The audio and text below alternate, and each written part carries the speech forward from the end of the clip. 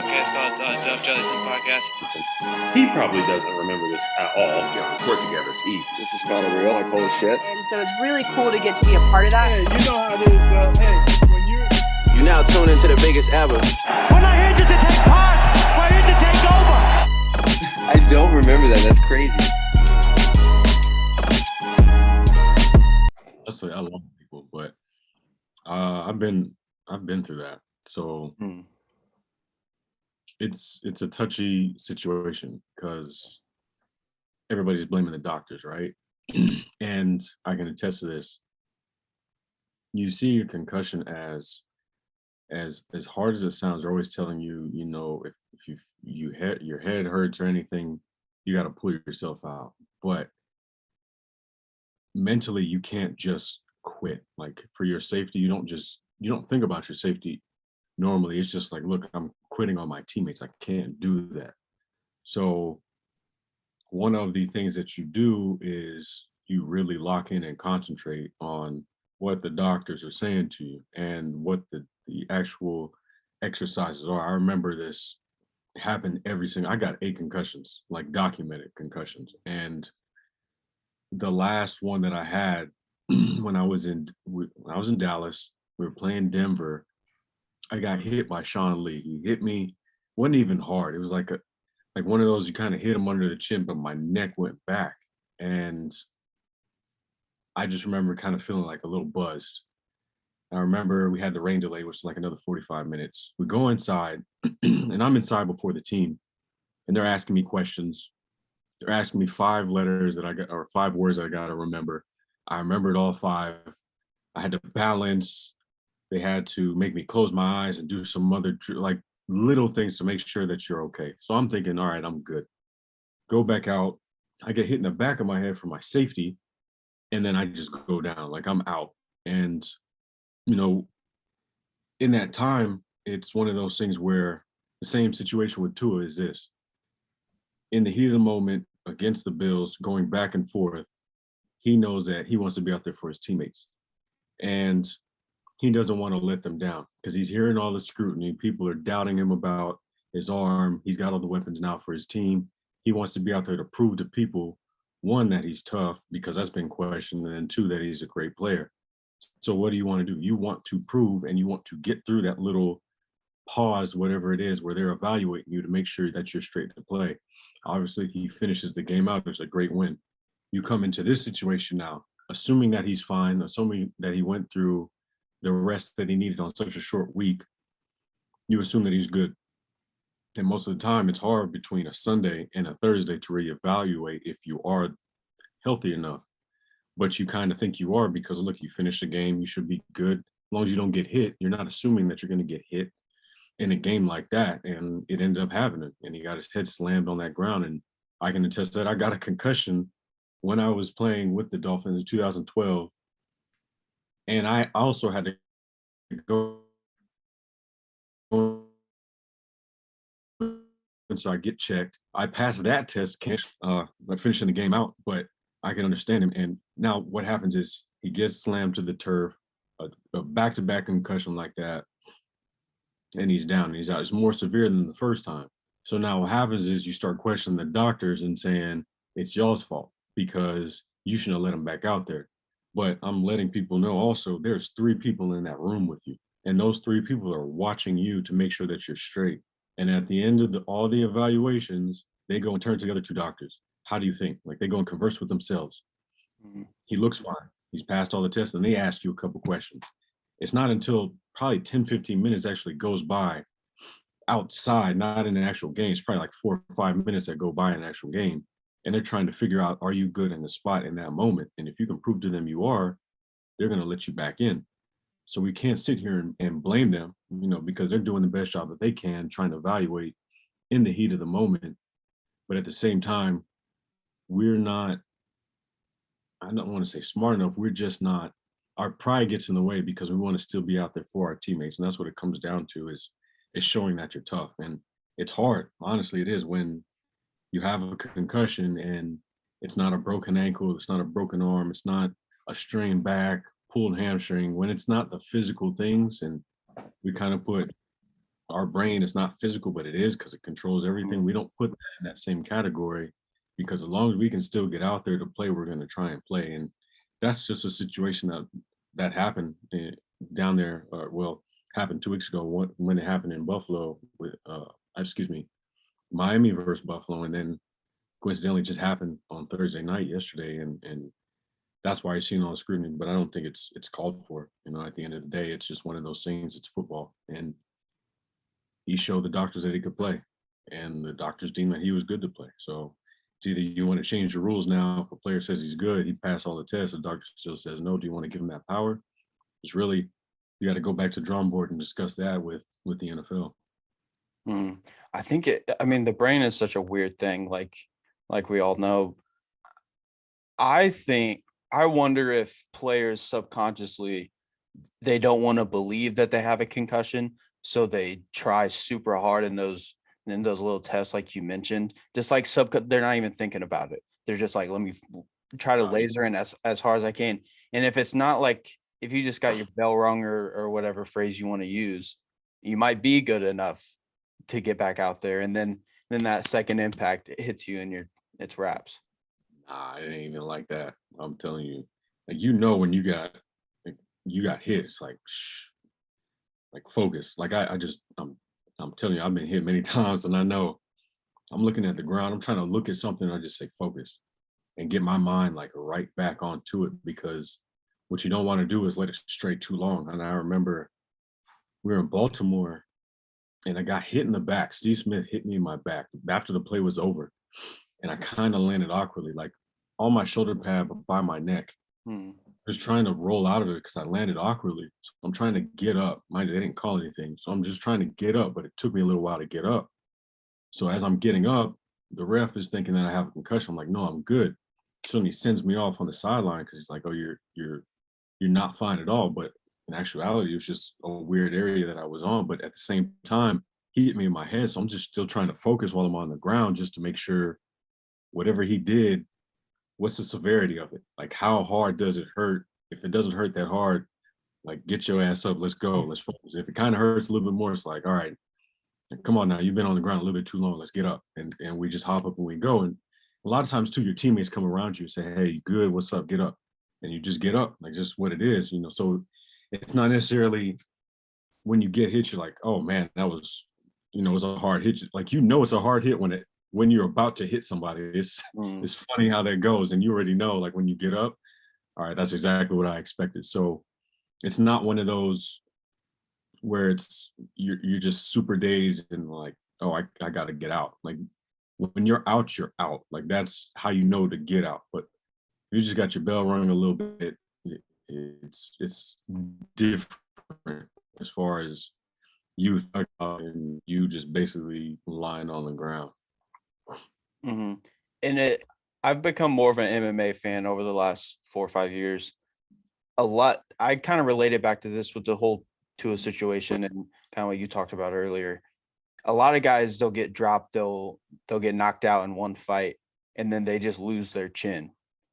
And I think, it was probably because he didn't have as much time to fully recover and all those things. But I think that's the biggest part in all this. He didn't have that whole week or even sit out that week and maybe get in the next week.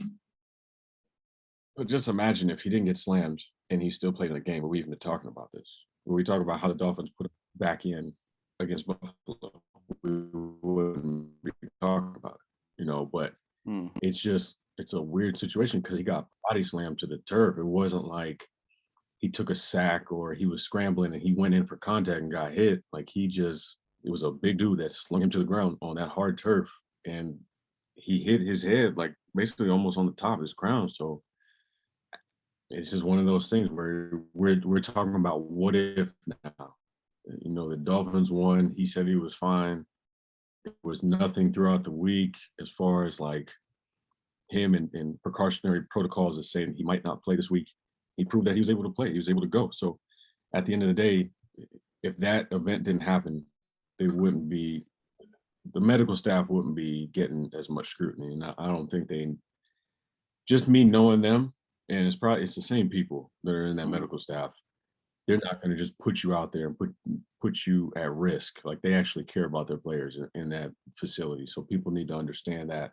And the doctors that are there are in place. They've been in place for a while. So they also care about the players too. So let's not jump the gun and start pointing fingers at them when you also got to look at Tua and what he did in that locker room. And I'm just letting you know from multiple experiences how that whole test and conversation went and how he got himself back in that game and how this happened the way it happened. It's just, that's what it is.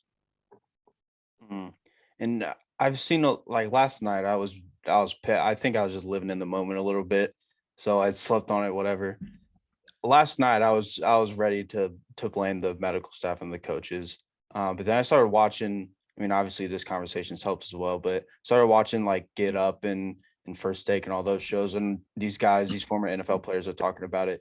I mean, just the optics of last week down in Miami against Buffalo was terrible. Now, I can't sit here and say there's no way he has a back problem or a back injury or whatever, but the optics of it looked like he was out, not out, but like he looked like he got rocked and he was all over the place.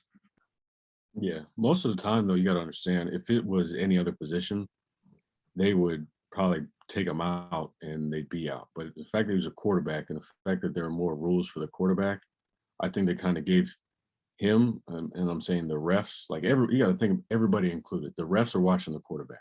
You got a back just watching everything as far as like late hits. If a D lineman's about to land on somebody, like they're watching that. So when he gets hit, he watches him and sees, is this a problem? And if it is a problem, I need the medical staff. If I get the medical staff, hey, you have to come out. But you also have to let the medical staff know what you see too. And then once they know, then they start assessing. And they probably have already seen the play also. And there's also a video of the play on the sideline so they can review it themselves. So you have all these things going on at once. And him coming off the sideline, probably like, yeah, he looks a little woozy dazed, but whatever. We need to still test him. So when they go and test him, he's probably the entire time when he's walking, it's like, I'm fine. As long as he's still alert and he's not knocked out, he's probably telling them, I'm fine, I'm okay, I'm good. I just got my bell rung, I can still focus. They probably put him in the tent just to make sure, and then they probably bring him in the back to have another conversation away from the sound, away from everybody, the stadium, just so it's you and the doctors. And then after that, they start assessing. Is he deemed playable to come back? If he is, let's start doing the test. And the whole time he's probably telling him, I'm good. I need to get back out there. I need to get back out there. Let me just, come on, let's go. Let me do this test. So he's probably going through the test. He knows exactly. And then shoot, 5 that I'm telling you is hold true. And I've been on 3 teams: elbow, apple, carpet, saddle, bubble. I guarantee you it was in there as well too. And he probably memorized it. And he's probably like, okay, this is easy enough.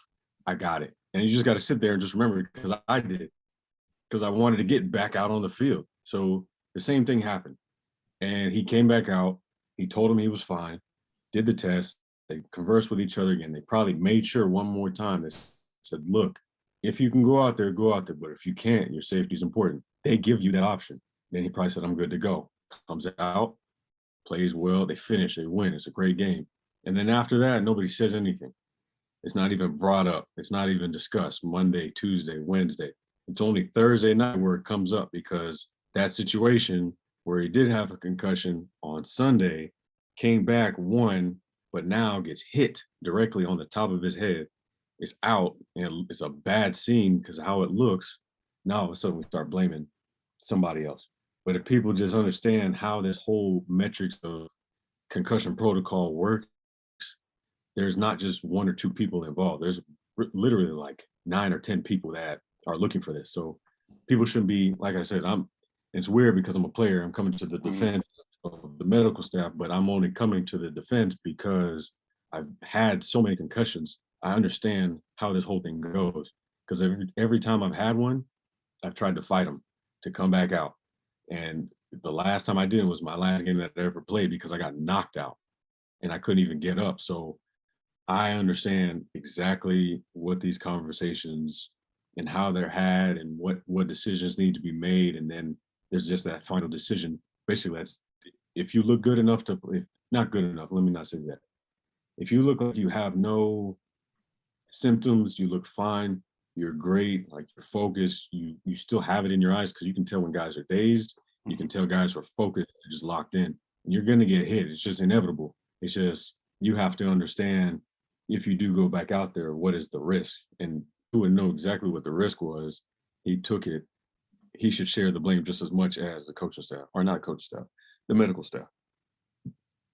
Yeah, I would agree with that too. Getting more in depth with the concussion protocol and when you have to go back in the back of the stadium, in the training room, wherever. I mean, how difficult or how easy is it to get through that, even if you know you might not be okay?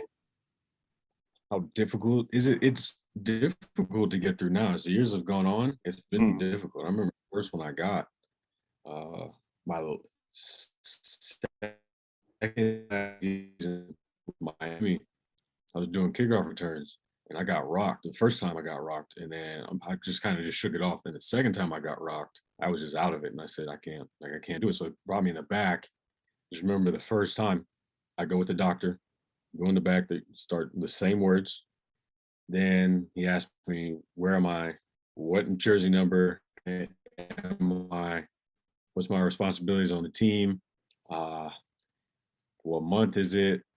And then just kind of getting to just general, just broad questions. So you're talking to him. As you're talking, there's somebody that's walking back and forth behind them. And you don't, this is my first time, so you don't know. And there's somebody walking, just assessing you, your answers. Do you look like you're spacing off? Are you looking at him directly? When he's got shining light in your eyes, how do your eyes look? Your pupils dilate, do they shrink? You know, do you get sensitive to light? Are you able to balance? And then there's another person that walks in, and then they just start talking about it. And then he starts looking at you, and while there's other guys walking back and forth. So it's hard to really outsmart them. And I couldn't outsmart them because light was bothering me. And once I kept saying, like, the light is bothering me, obviously we're playing at 12 o'clock in the day. The sun is like, all this bothering me, sensitivity to light. So he just said, look, you can't play. You know, you got to sit out. And that's, I couldn't do anything else. It wasn't, Nolan still wants to play, but we told him he can't play. That sounds contradictory. So it's like, look, he's not playing. He's got a concussion. He's out. And it's all right. Next man up. That's just what it comes down to. So it's not one of those things that's easy to really try and outsmart the trainers, because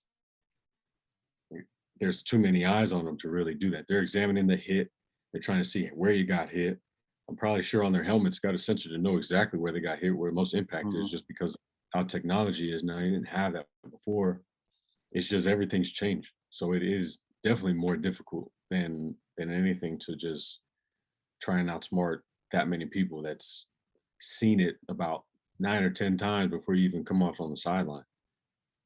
Now, how rare is it for a guy to sit back and be like, I got hit, yep, we got my bell rung, I'm just going to take myself out. I'm not even going to try going back in? A little bit. I mean, if you really got rocked, you take yourself out.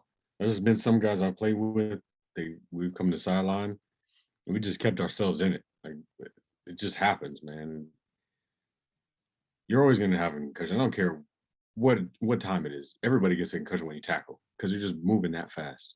So what happens some of the time is you come on the sidelines, you have guys will keep you in the game. I've had safeties, I've had backers that be like, man, I'm spaced out.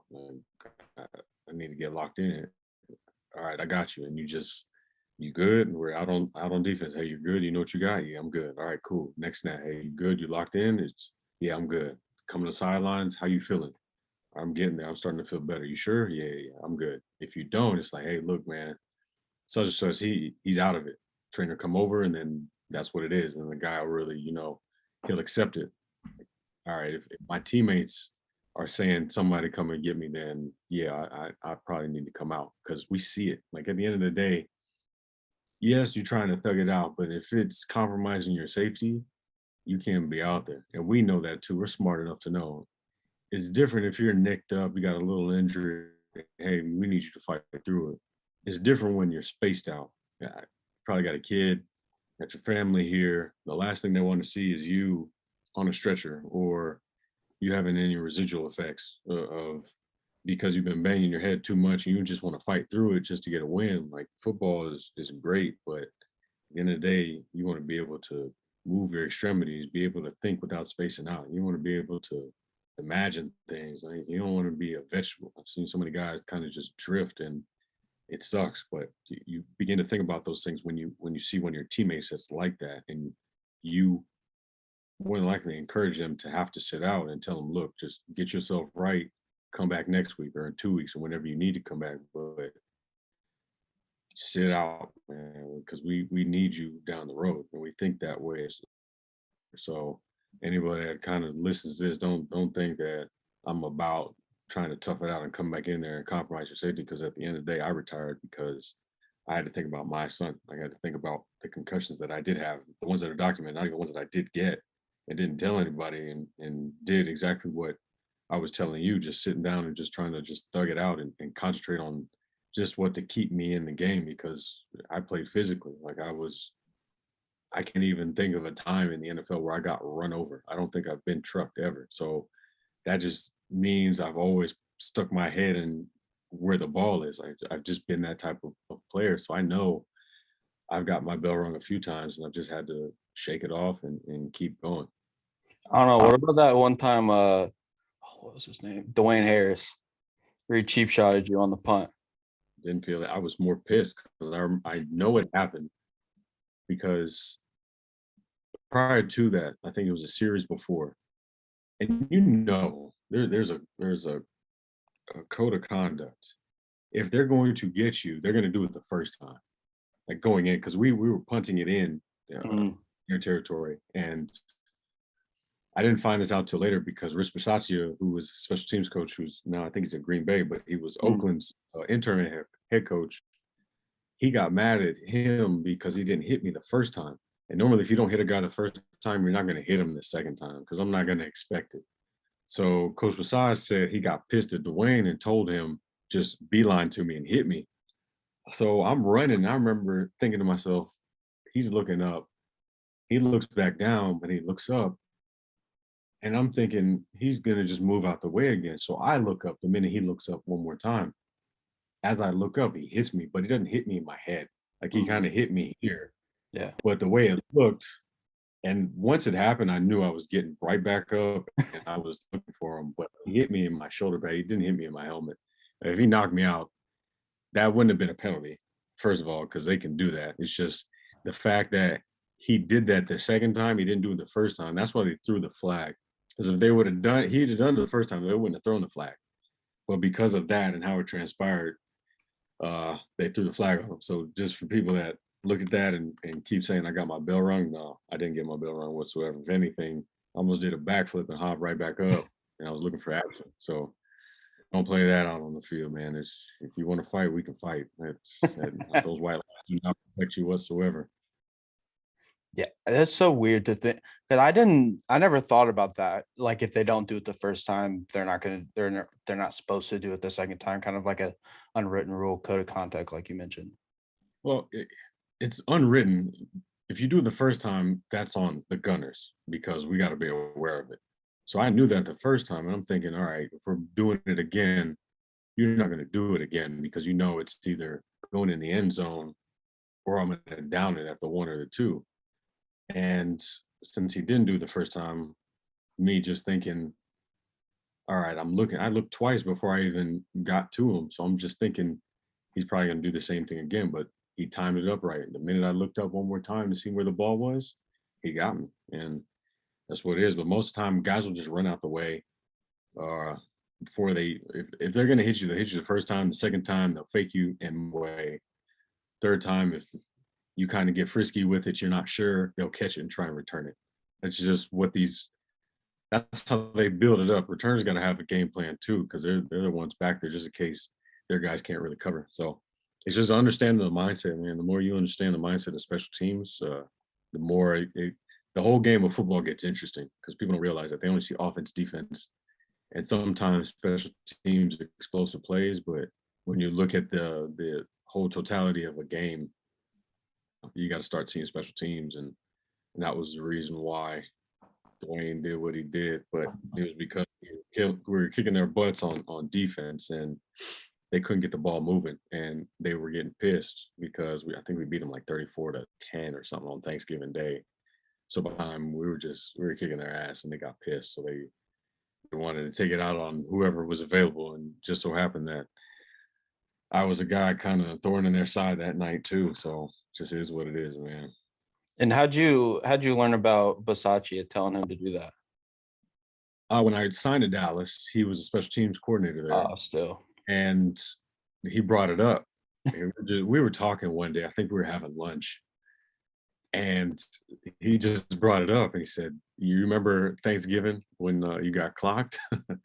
And like, yeah. He said, "My fault, but I was so pissed because you guys downed it at the 2.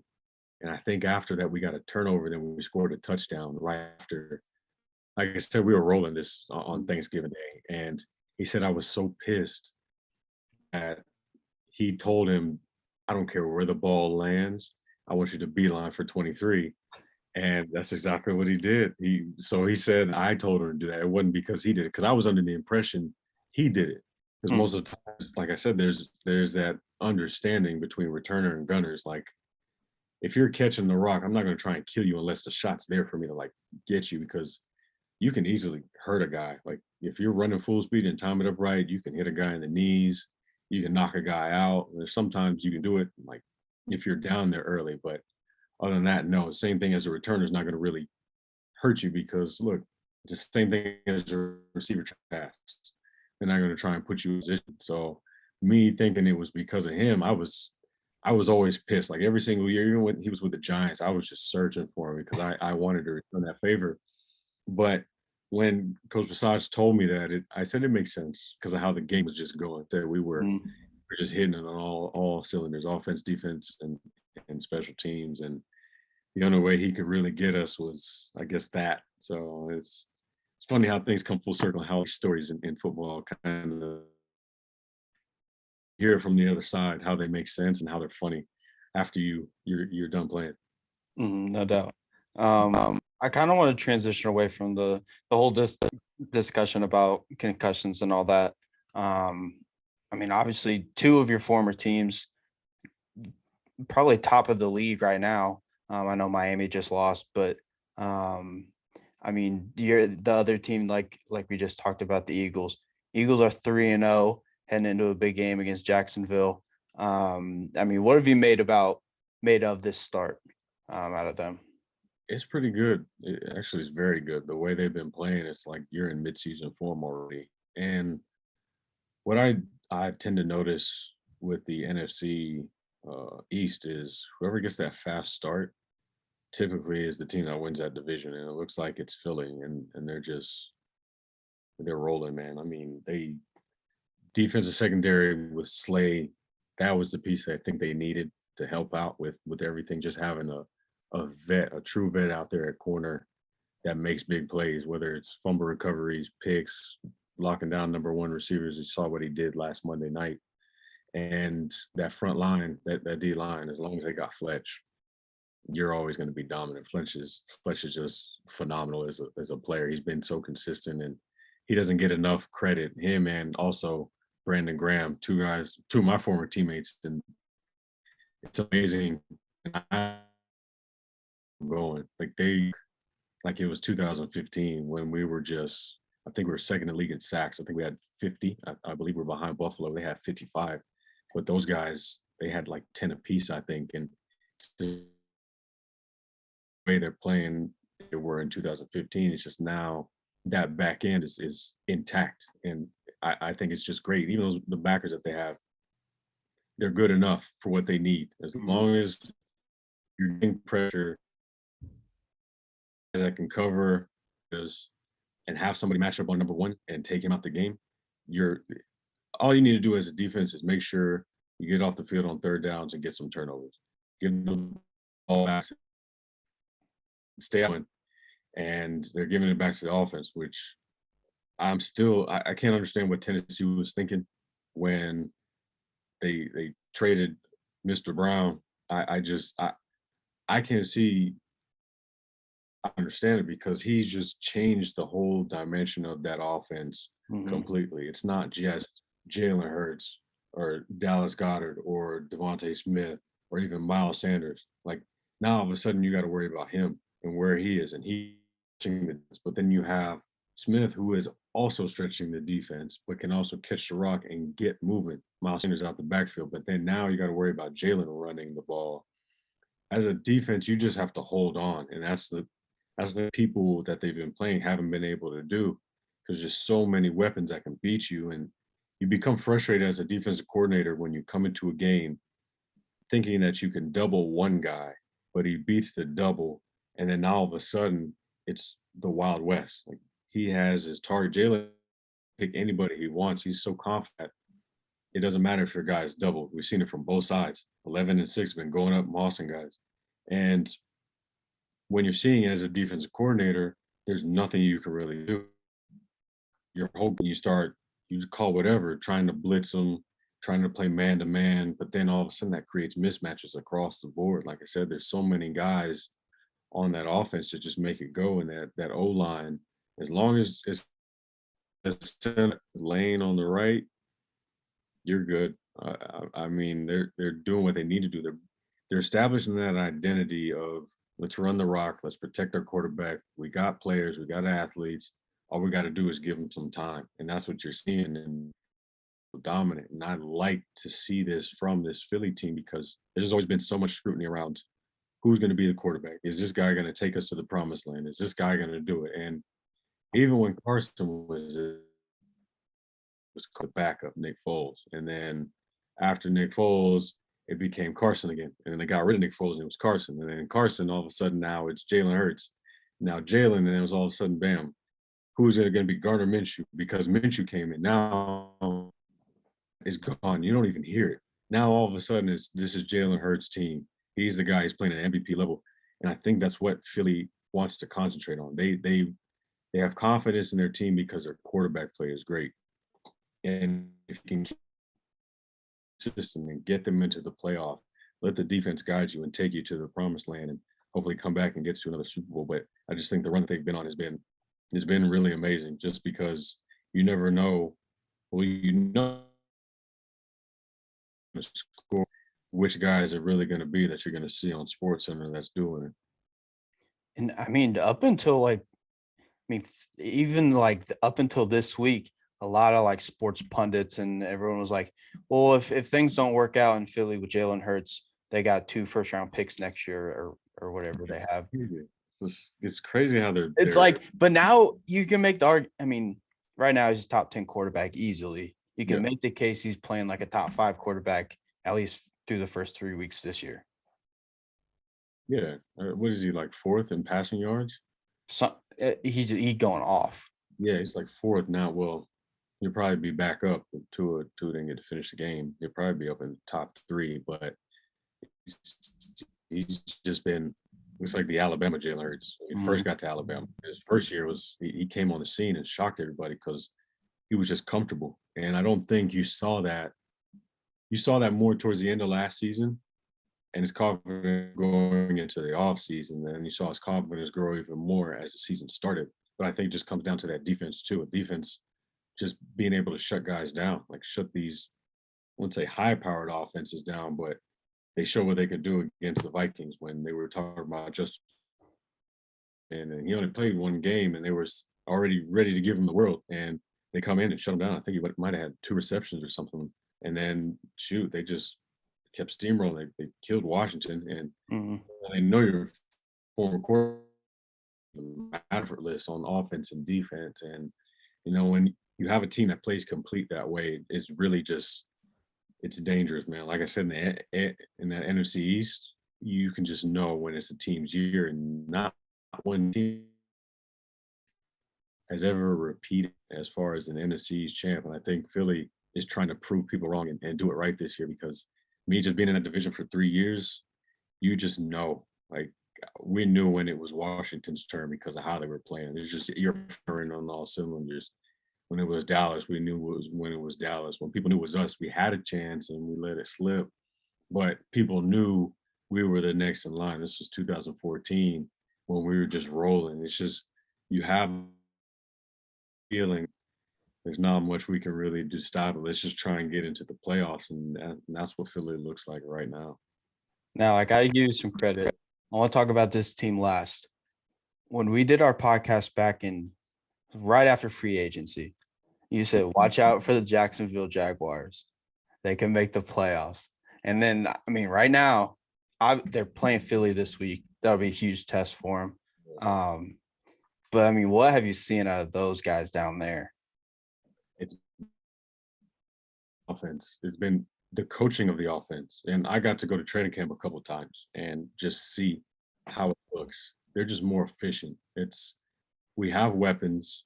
Let's learn how to use these weapons. Let's understand about how to play quarterback. And Coach Peterson played quarterback. That's why I said before, this is the best thing that could happen to Trevor Lawrence, is because he has a guy that played behind, for one, Brett Favre when he was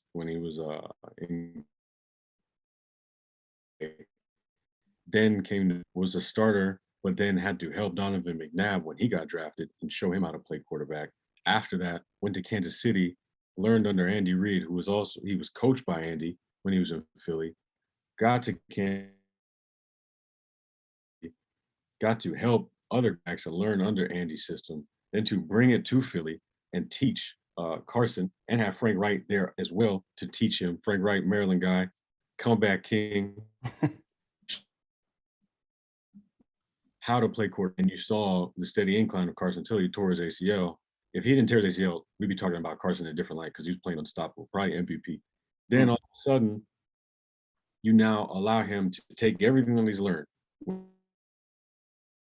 Super Bowl, coaching quarterbacks, having his own system. You bring that into Jacksonville with all those weapons that he's more comfortable with in his second year, and knowing that you have a coach that has seen it the same way you see it. That's why you're seeing the success. That's why you're seeing what they've done. The offense always has spurts in Jacksonville of having, okay, we can probably do this if we string it together enough times. And it would never really happen. But the thing is, once you have that combination of somebody that knows how to throw, has weapons, but also the running game, that really plays up to having an offense that is a threat across the boards. I mean, Zay Jones, Kirk, Jones, even Ingram, all these guys are weapons for Trevor Lawrence. And you have ETN, you have Robinson that are in the backfield. That prowess, and I'm interested to see what Philly does, because it's mano a mano. We got the same weapons you got. It's just whose defense is better. And I think that Jacksonville has done a good job in this draft and a little bit of free agency last year to be able to are just monsters and will rush the pass. Not a lot of people are giving credit for what's his name? Floyd, number 33. I keep forgetting his first name, but he's been quietly. I think he just got AFC Rookie of the week. Devin Lloyd last week. Devin Lloyd, that's who it was. And he's probably been, aside from Walker, been the guy that has really made noise on that defense, because they got rid of Miles Jack. They released Miles Jack last year or this offseason, and they're banking on him to be that guy. And he's been exceptionally well. That whole front line has been well. It's just a back end. The back end has to continue to get together. But as long as you hold up enough and you let your line do what they need to, it's fine. But I've been trying to tell people, this is a year they just needed the right coach. And Coach Peterson's the right coach. They've always had athletes. They've always had players. It's always just been management that hasn't done right by these guys. Coach Peterson, and now you're starting to see that they have put them in the right situations, and that's why they're succeeding right now. So it's a good test. It'll definitely be a big test for the Eagles to see what they can do, and Jacksonville, because teams are balanced. Like I said, it's just about the defense that will probably be able to hold up. We just need to see. I mean, that's probably the best game on the slate as of right now, like on paper. The Bills and Ravens will be good, and then Chiefs and Bucks. Those three. Chiefs and Bucks, I like. Is that at night, right? It's a night game? Yeah, Sunday night. That'll be a good one. I think. All right, give me your quick picks for those three games. We'll start Chiefs and Bucks. It all depends on where it is. Is it Chiefs? Is it Arrowhead? No, it's in Tampa. Yeah, Bucks, because I just emotionally it seems like it's the old scenario of Tom Brady, and if he dips a little bit, the whole team dips, and we're just in that whole scenario of New England all over again. I think he's just here's Kansas City's coming in. I just don't see Kansas City. It'll be a game, but I think Tampa is just tired of hearing the noise, and also just the stuff that happened with Hurricane. And I mean, they're more emotional stuff like that. Guys have meaning for. They get behind and they want to play for the city. Once you see that, you see the game kind of be different emotionally, and you'll hear the commentators talk about it too. But I got Tampa. I'm gonna agree with you there, and I think the Chiefs lost to my Colts last week. And I think they're gonna let that ending, that bad taste in. I think they're gonna let that sink in a little bit. And Just think whatever happened between Bieniemy and Patrick, I think it's kind of squashed. But that's never happened before. I think that shocked a lot of people and shocked them because they were coming in expecting to kind of like keep it rolling, and it didn't happen that way. They were in a dogfight, and I just think they kind of want to erase that, but it's just trying to prove that they're together, and the other side trying to show everybody that we're more focused on something bigger than football. I just see it that how those two kind of clash and beat Tampa. I think, well, if they cleaned up their special teams just a little bit, they might beat the Colts by 14.